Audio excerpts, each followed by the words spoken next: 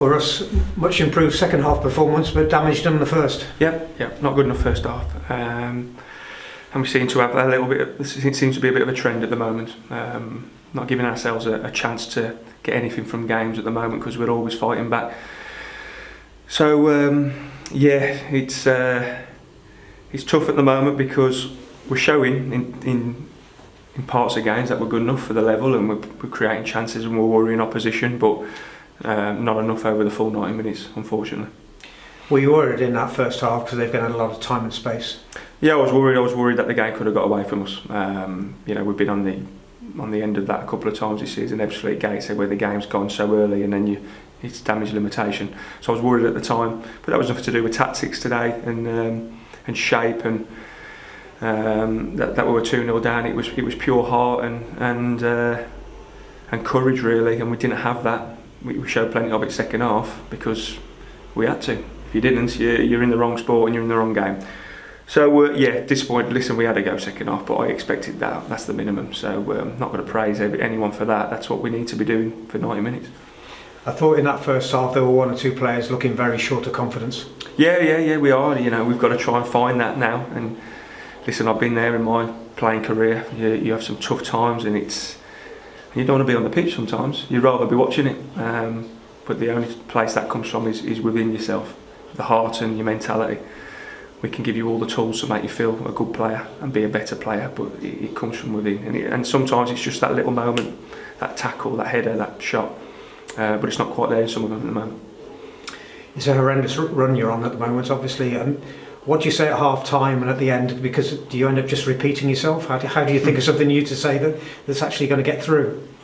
Yeah, listen, you've got to manage the group because this is what we've got, and I've got to believe and they've got to believe we're good enough. At the moment we're falling short, so like I said, we've got to find it within. We have to work hard, and we're looking for that moment to change us at the moment, a positive moment.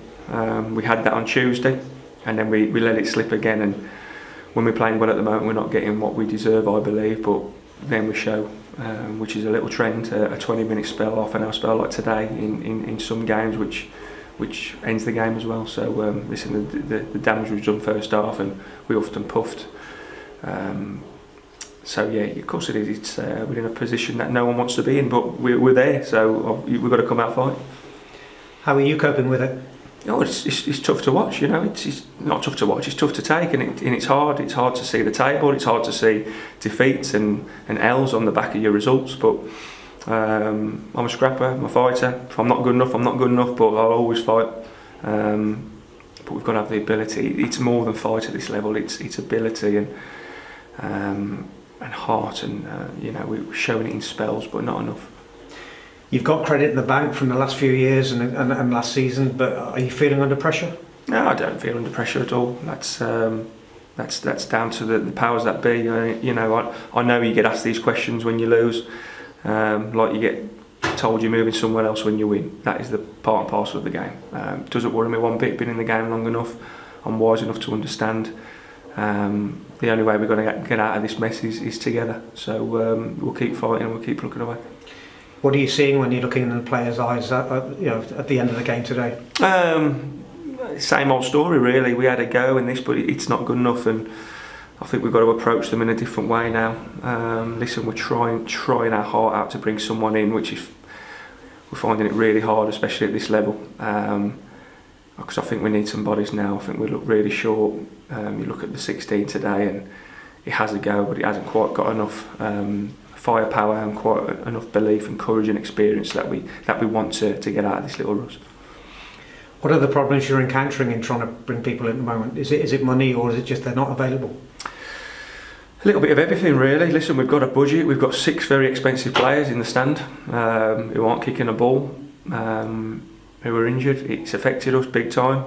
We can't just replace those players with the same kind of money because everyone's got budgets. So if we do, we're over budget, and then it's the gamble. We're bottom of the league, so we're not as attractive as we were 3 months ago. And it's personnel. Good players that we want are always interested by other parties as well. So yeah, it's tough. Sam's come in just for short term at present because he's available. But like I said, we spoke to 3 players this week, and awaiting decisions. But yeah, it's hard. You know, that could easily have 3 players in on Monday, and 3 players could easily be going somewhere else. And back to it Tuesday. Back to it Tuesday, and it's great. Sometimes I feel like we need a week off just to kind of reassess and reflect, but not when you are. Listen, I've been in these pickles before. You need the next game to come because you need that moment quick, and the quicker we get that moment, the better we will be as a team. So we'll recover, we'll rest and recover, and we'll analyse what we're trying to do and pick a team to try and beat Dorking on Tuesday.